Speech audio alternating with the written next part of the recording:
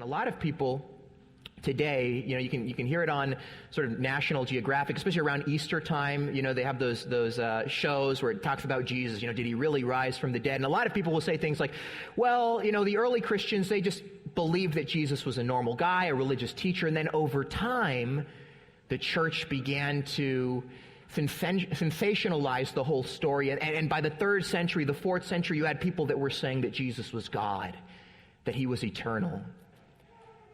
But here we have one of the earliest books of the New Testament, and the writer is telling us, no, Jesus, he's the same yesterday, today, and forever.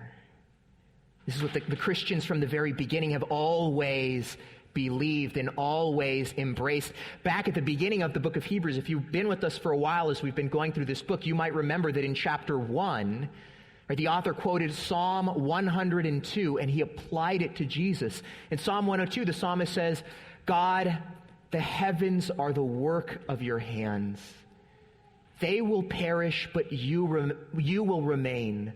They're going to be rolled up like a scroll, but your days endure forever. This idea that Jesus is the eternal one, this is what the Christians have always embraced, always believed.